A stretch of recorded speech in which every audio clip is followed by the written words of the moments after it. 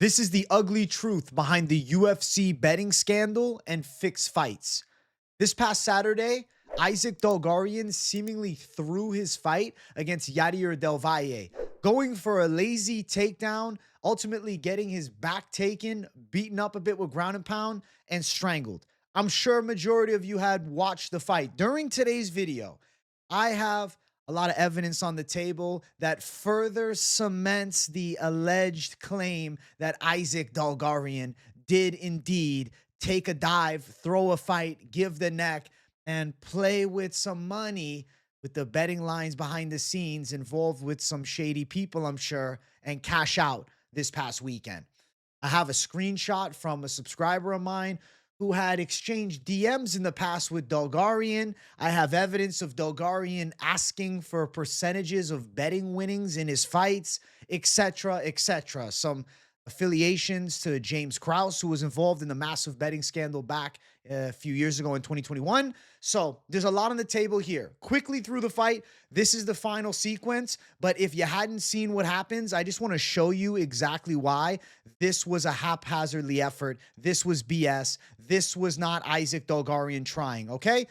Case one, right? Takedown is right here, fully locked in. If he chooses to press forward and drive, high likelihood that he gets this takedown. Del Valle forced in a situation where he has to scramble, potentially try for a switch. We have the legs grabbed beautifully there by Dulgarian. But he doesn't put full effort. He kind of just smothers Del Valle backwards towards the cage, getting his head tucked under, right? And good defense there from the side of Del Valle. I'm not pushing the narrative that he was necessarily in on this. And it seems like Dulgarian kind of gave him a bit of a position here. He was like, okay, let me not give up on this takedown. You keep shooting, eventually you have to give up on the takedown, or you're going to be put in a compromised spot and reversed. Ultimately, he ends up under Del Valle in a bit of an awkward front headlock position and seemingly not attempting much of a defense, right? You can see in the next scene here, we have the back kind of being taken to the side there from Del Valle, lazy hand fighting there from Dulgarian, not looking to scramble, not trying to move rapidly, not making it tough, not using the high-level grappling skills, seemingly gave up a hook here and almost even pushed the foot back in of Del Valle to make it seem like he was trying to break the leg grip, but wasn't actually doing so. Del Valle then easily able to lock him down, get the other hook in, slowly work the position. You can see what I'm talking about here. Kind of just pushed at the foot, almost as if to like play that he was trying to fight his way out, but it wasn't actually in his intention to escape. Full back take. Now this is trouble for Del Valle, okay? The back is fully taken. Now it seems like, the fight is in dangerous territory, but it's strange to see such a dominant grappler so easily put in this spot. Here he is with the back fully taken. Body triangle is now put in. Like, what are we talking about? How is Dulgarian just like letting this happen? Ends up turning over. Back is fully taken. He's about to get flattened out. Del Valle raining down with some punches. Not the most powerful shots, but some thudding punches there as Dulgarian seemingly drops down to hope for a quick TKO. Doesn't happen. Fight continues. You can see Del Valle is then working towards a choke. Nearly has a couple of chokes. Dulgarian fighting the grip hand, but never actually attacking the choke, which is fundamentally wrong. I mean, he breaks the grip and there's never an attempt to peel off the actual choking arm. This is jiu-jitsu basics here. Okay, great. You break the lock, but what about the choke? Just leave it under your neck the whole time and play like you're fighting out so hard, trying to find a way through it. He's getting squeezed on. He's done for, all right? He taps out. He calls it wraps. A few attempts to break out, though, but it was like fake attempts, almost like to make it look like he was really trying. I'm really trying to get out. I'm really fighting to break the grip, but I'm never attacking the hand. Peel this, but not this. What are we doing? For a guy with this level of grappling, to not attempt that doesn't make sense. Ends up tapping there. So we have the controversy. This is the fight segment. We saw it play through. There was a half-assed effort from Dulgarian, who seemingly threw the fight. I'm saying seemingly, I'm saying allegedly, but call a spade a spade. This was not a man going out to win. Now, the evidence isn't just what took place during the fight, okay? There's shady shit that comes together. Something that I'm going to first bring up is a screenshot from one of the subscribers. They reached out to me and said, hey, man, a buddy of mine exchanged DMs with Dulgarian a couple years ago. And look at this. He sent him his winning ticket. You a GOAT. That's how you finish a fist fight. Much love, my brother. Hit me with 10%, my boy. Glad you got a bag. I'm wondering if Dulgarian was taking percentages of people's winnings that he was affiliated with after getting W's. Because it seems like he was very dead set on this ideology that he should be given a percentage of purses on the betting winnings, okay? Here's a clip, okay? Pre-fight, leading up to UFC Vegas 110 this weekend. He said this.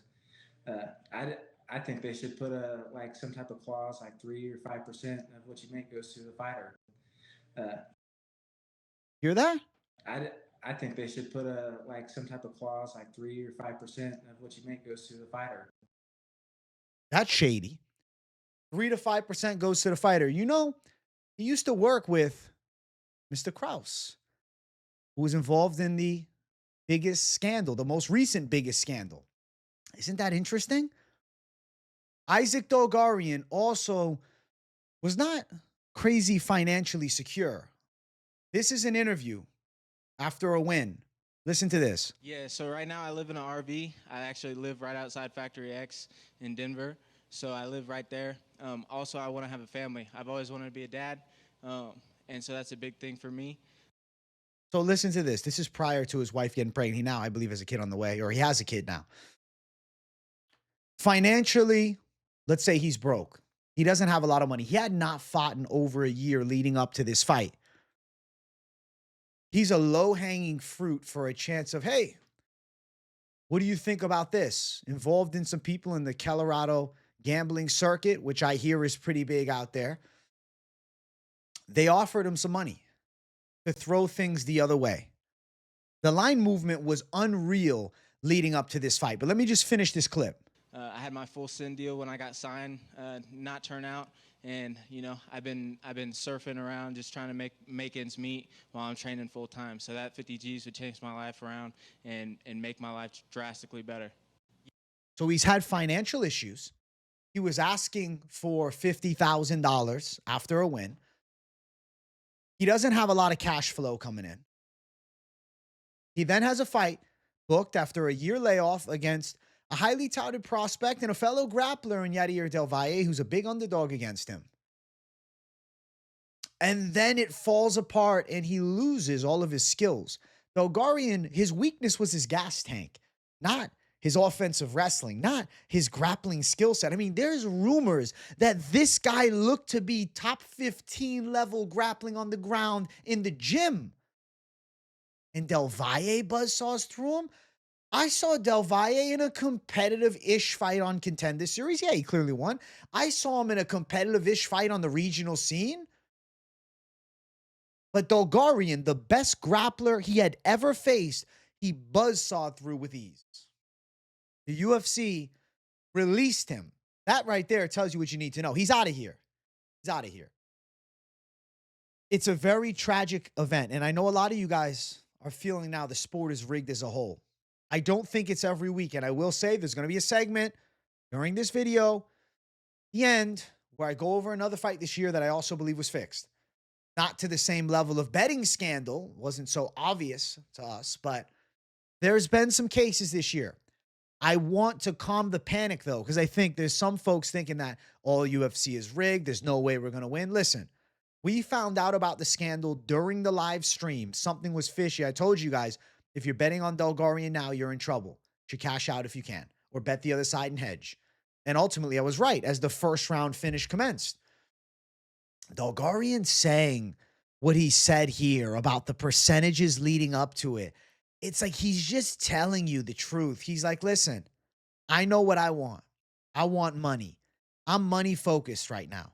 And I'm not surprised to see a guy that's had some serious financial trouble in the past end up kind of wilting and choosing to go towards the side of, hey, let me call it wraps.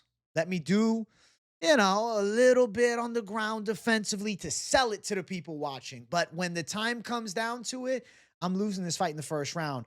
And I'm sure that he talked to some people. You think that it was just randos, but he was involved with the money coming in.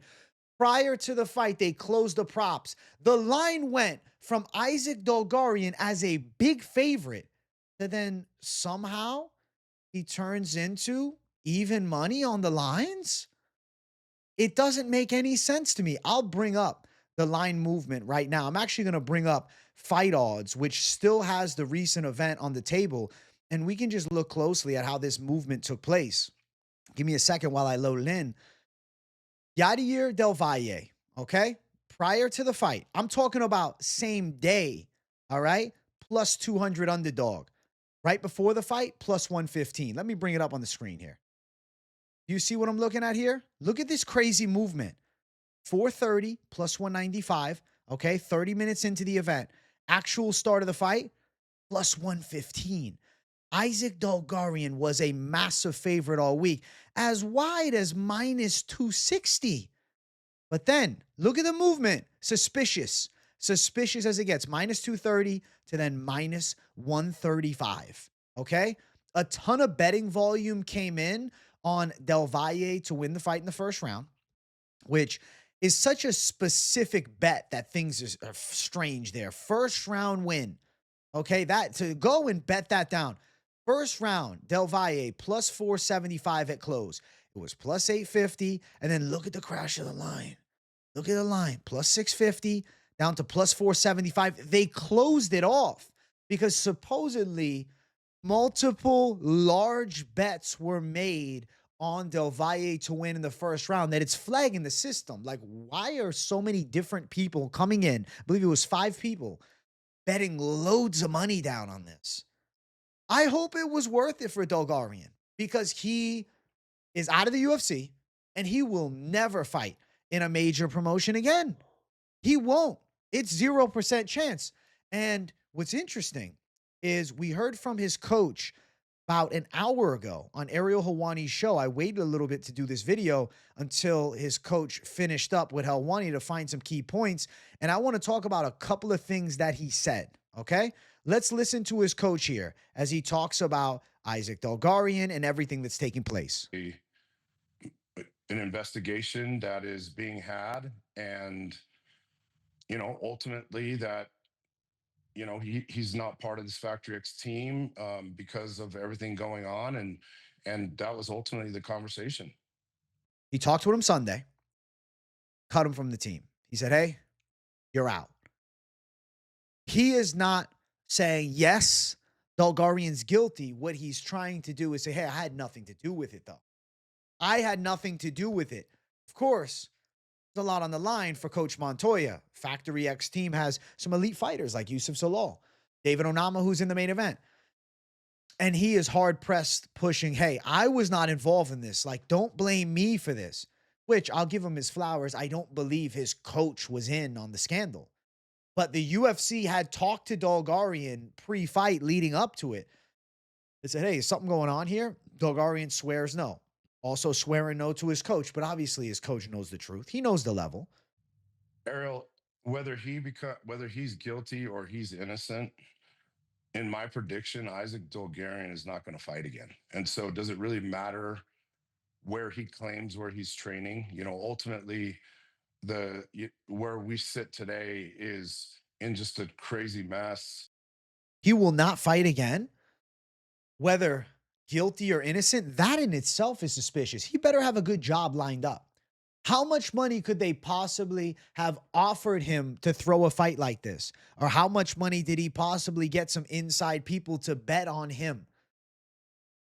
Is it going to last him a lifetime? It's a fighting career that had a lot of potential. Isaac Dulgarian was no shit can bum. Isaac Dulgarian was a prospect Isaac Dulgarian was a talent that had expectations to end up delivering a solid UFC career. And for it to just crumble apart like this is a travesty. And him choosing just some dollars quick instead of doubling down on himself. Now, of course, there's going to be another side to the argument. I hear it. The fighter pays not enough. That's why they'll do this. This comes down to integrity. Regardless of the fighter pay, this comes down to the integrity of an athlete.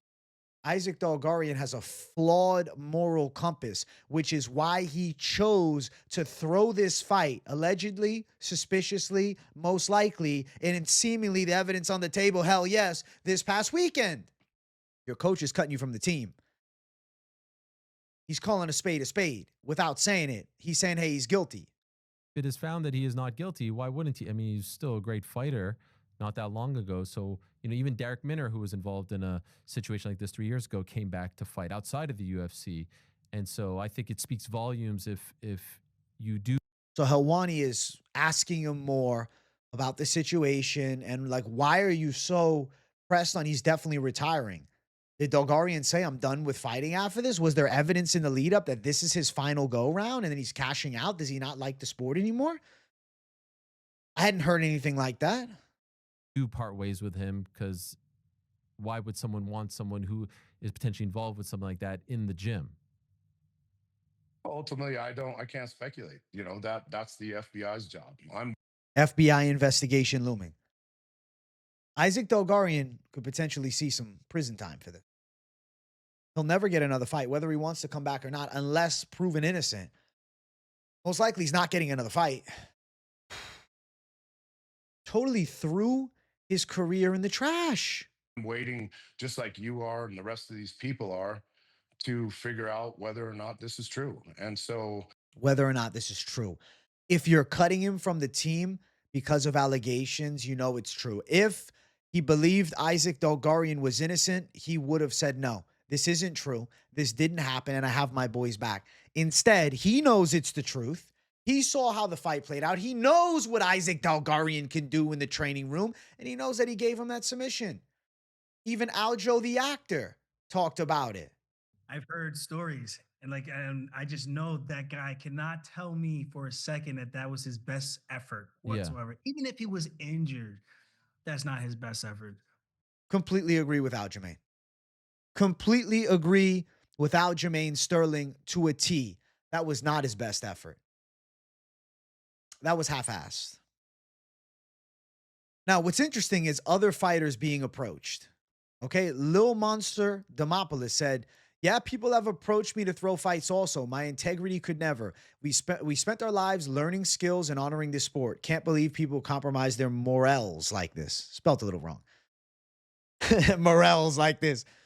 What I'll say is interesting here, okay? They're going after the low-hanging fruit of fighters. You recognize the fighters at risk. Fighters that aren't making a lot of money, that are on lower-paying contracts, right? Fighters that don't have any chance of breaking into the top 15. Now, for Dulgarian, the case is strange because he was early on the rise and had yet to get his chance to break into the top 15. Not saying he would have, not saying he definitely wouldn't have. We don't know. But it's quite strange here. He really chose a purse now. Like, how much did they pay him? This is what I'm trying to speculate. Is how much money is it worth to throw away your fighting dreams? How much money is it? Vince Morales posted that he also had been approached. All this fight throwing stuff is crazy. I've been approached about doing it. It's not something I could live with, even though I ended up losing the damn fight anyways. How much were you offered? And pennies, considering how big of a deal it is. You know what's interesting like this about Morales? He was thinking about it. He said, wait, how much are you going to pay me? He was in talks to throw the fight. That's what it sounds like. And he walked it back. He walked it back. He deleted this tweet. And he walked it back. Look at this. Look at what he said here. Look at what he said. Okay, well, sorry about all that. Terrible timing for what I thought was a good joke. Poor taste. This shit is so grimy. That was not a joke, Vince Morales. That was serious. He was in talks to throw a fight. Now he's realizing, because you look at that, you're like, wait a second.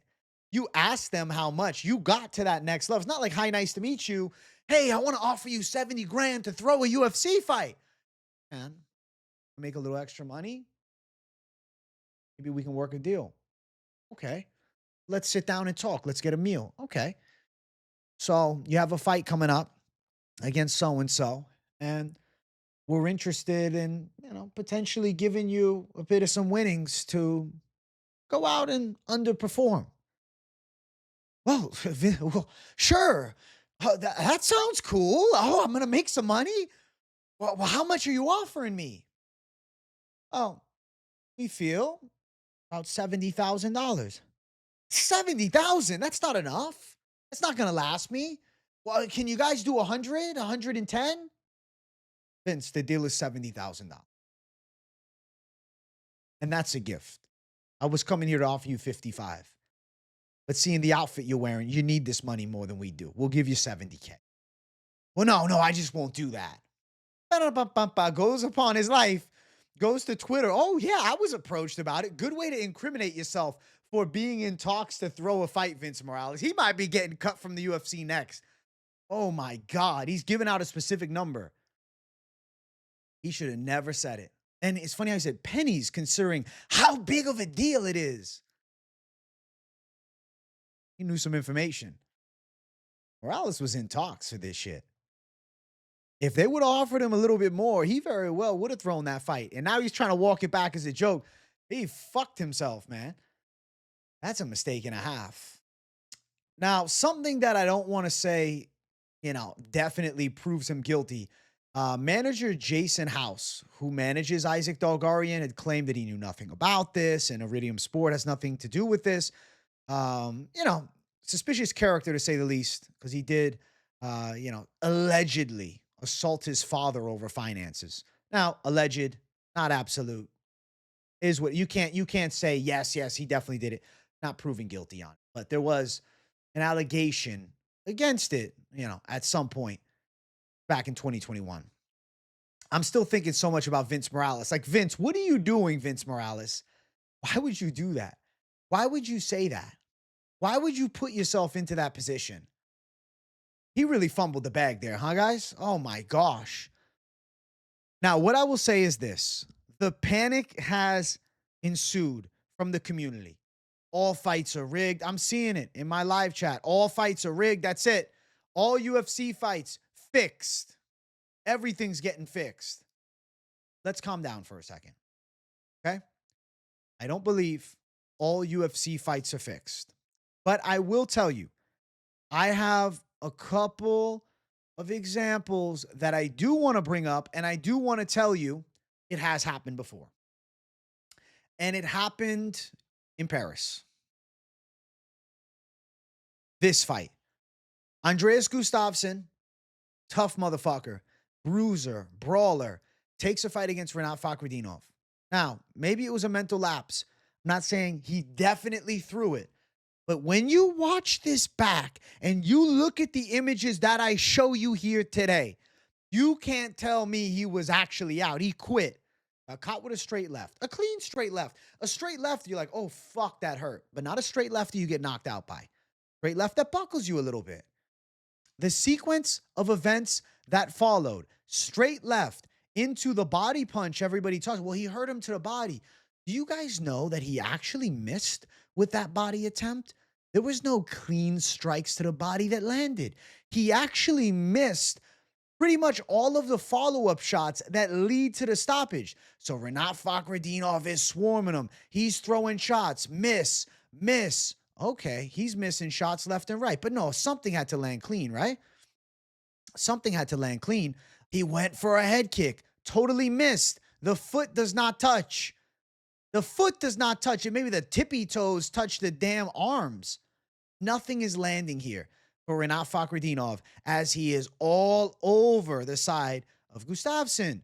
Comes with a big right over the top. Misses. Comes with a wild left. He's loading up on shots. He's trying to put him away. I'm talking about all of these strikes are missing. They're touching the arms. There is nothing connecting clean. Okay? Renat Fakhretdinov is all over him with volume.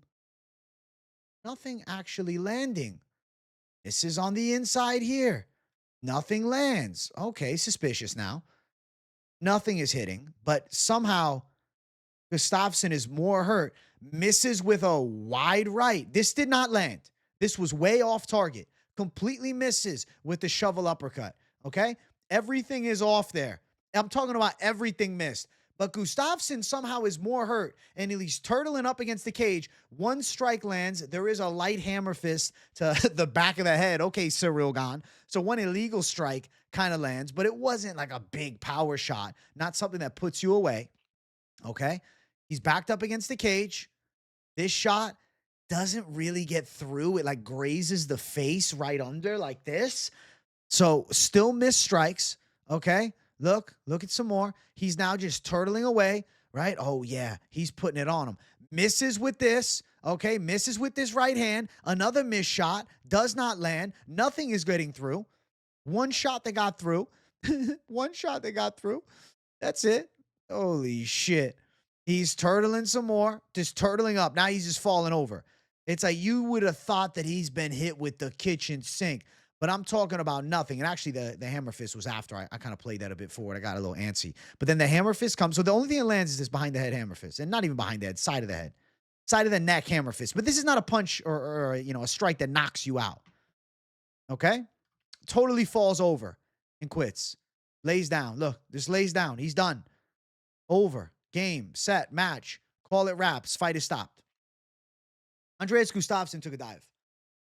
Andreas Gustafsson threw that fight. Whether or not it was with the same financial incentive or he mentally broke, it's all hearsay. Was nothing too suspicious on the gambling side of things. Renat Fakhretdinov opened up that fight as a minus 300 favorite, but closed as a plus 100 underdog. So, I mean, there is a little suspicion.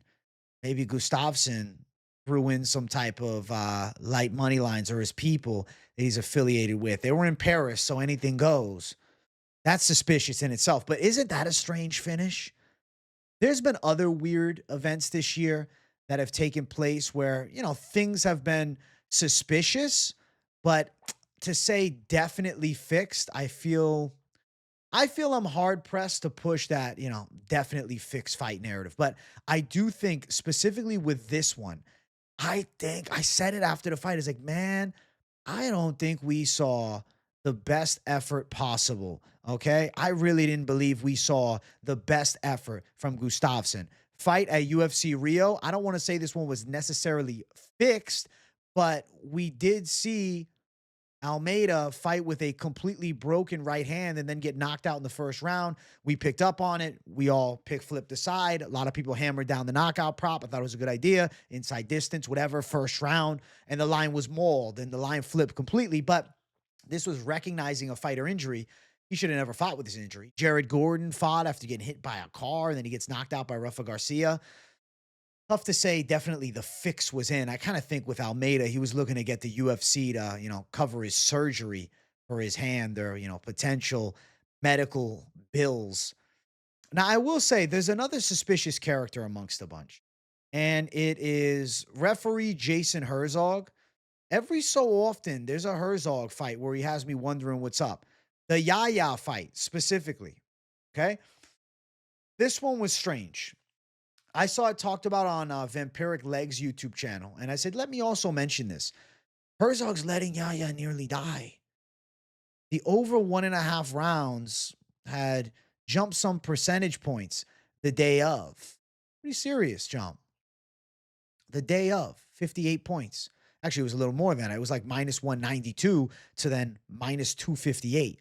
So, a lot of money had come in right before on the fight going over 1.5, and it's a beating of a lifetime. Yaya getting knocked down numerous times and Herzog doesn't stop it. There's been some weird events with Jason Herzog involved. I mean, the Wei Li submission over Yan Xiaonan, and then it doesn't get called a sub, but she's obviously asleep early in the fight.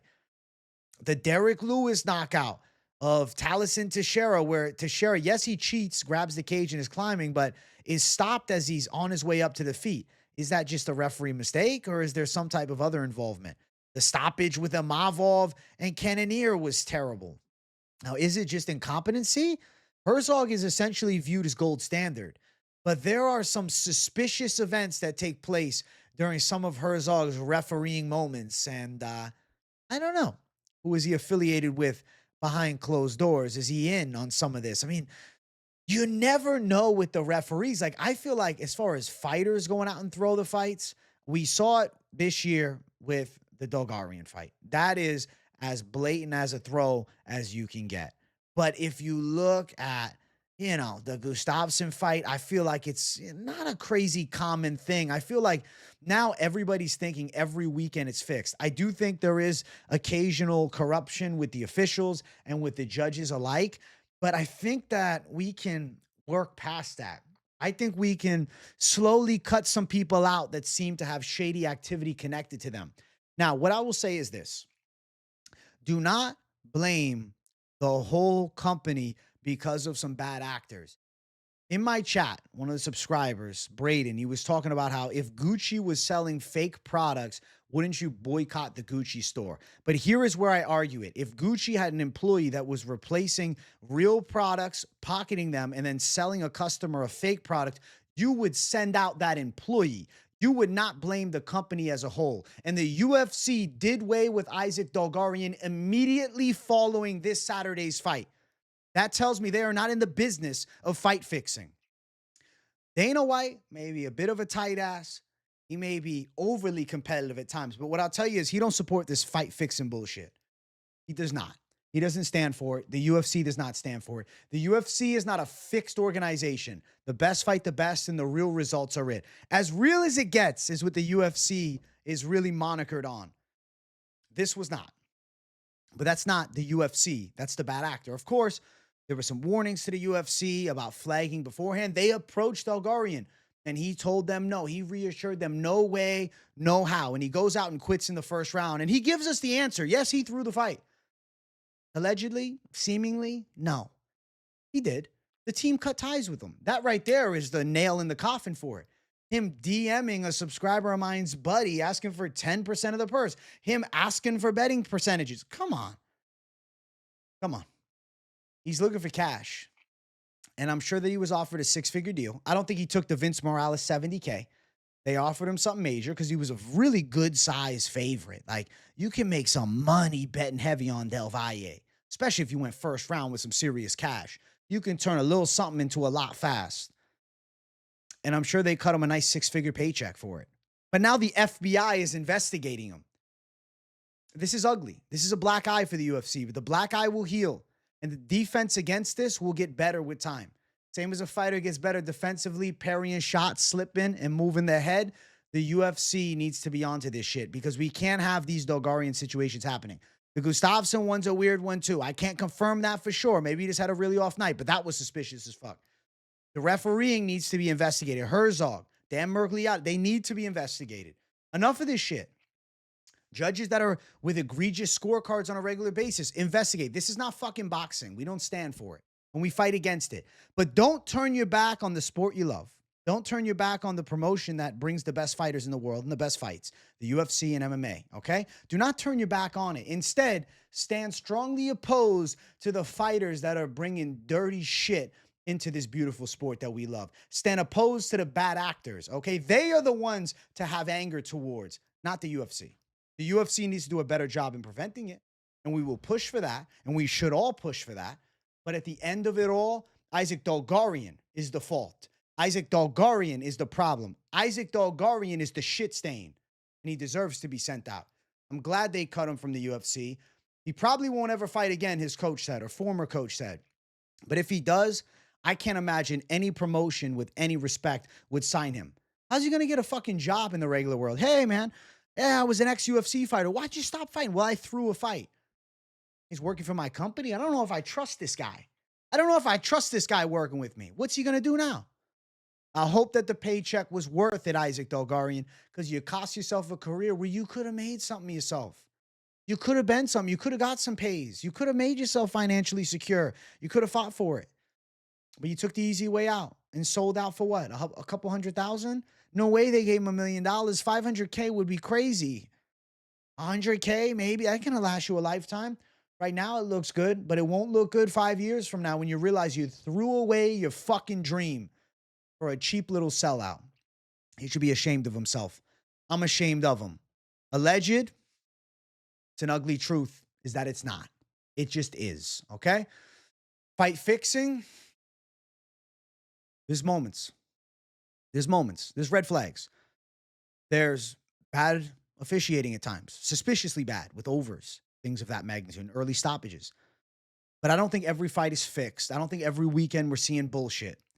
I think there's moments of lapse. I think there's bad moments. I think there are moments where guys don't show up and they have bad performances. So you have to also take into consideration that, okay? Before you go and say every single fight where things don't go to plan is now rigged. You're a conspiracy theorist and now you're being ignorant. Take it on a case-by-case basis. The evidence is strong against Isaac Dulgarian with the rapid movement of the lines pre-fight. I look forward to the thorough investigation of everything. I look forward to the thorough investigation of other fights that are deemed suspicious. And I'm curious to see in coming months if we have some more information.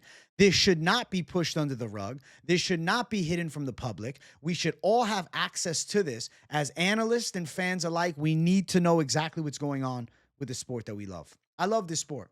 I love the UFC. I love this promotion. I will always stand tall and hope for the best with the promotion. Don't turn your back on it, but do call out the bullshit that you see with an Isaac Dulgarian of the world. And if others are coming, I hope that we don't see it again this year. I hope that we don't ever see it again. The last time the big one happened was Darek Minner. And sure enough, he was also affiliated with James Krause. Anybody that's affiliated with him at some point is a shady character. Obviously, David Onama is also eating some flack. Oh, did Onama throw it? Did Onama throw his fight? No, Steve Garcia beat his ass. He underperformed and Garcia overperformed. That wasn't a fight fix. Dulgarian, though, the way that he threw it, that's the way you throw the fight. Grappler shoots a sloppy takedown, gets his back taken, gets strangled, tries to fight the choke, but doesn't do it properly, is throwing punches to escape positions as opposed to then fighting the lock. Yeah, Isaac Dulgarian planned this, and I hope it was worth it. FBI investigation. I'm sure they'll seize the assets that he's won from this. Potential jail time for him.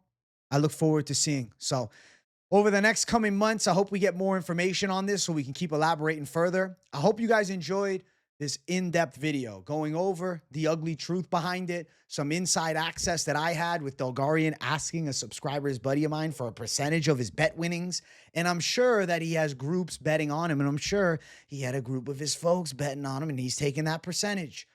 If they cleared 6 figures plus, maybe if they cleared 7, I don't know how much exactly. I wouldn't be surprised if Dulgarian is cashing over $200,000. For it to be worth it, I feel like it had to be somewhere around $250K for him. I want an official number. I hope the investigation gives us one because I'm curious about it. Some sports books actually giving losing bets back on the Dulgarian side because of the egregious activity, which I have to say I respect that when the sports book do it. They should do it because at the end of the day, we deserve somewhat of a fair shake out here, all right, for our best chance of success. I hope you guys liked the video. Let me know in the comments what you thought. Make sure you hype the video too. That's YouTube's new thing. Smash the like button. Subscribe if it's your first time here. Keep it locked in with daily content with me because you know I'm bringing the thunder. Live streams Monday through Saturday. Videos almost every day of the week covering the game from all angles. Today we're going based, we're going in depth, and we're going investigator J mode on everybody, all right? But yeah, let me know in the comments. What do you think? Dulgarian? I mean, come on. 99% is going to agree he threw the thing. You think it's happening more often, or am I calming the hysteria a bit? Don't be one of those doomer gloomers. Doomsday is coming. You can look at the world and say, it's all going to shit. It's all going down here. Right now, look at the good. It's all right. There's some bad moments, but it's all good. There's some bad eggs, but it doesn't mean the whole bunch is bad. That's exactly what I think about this situation here. W in the comments if you got nothing to say. I love you all. I'll see you all in the next one. Peace out.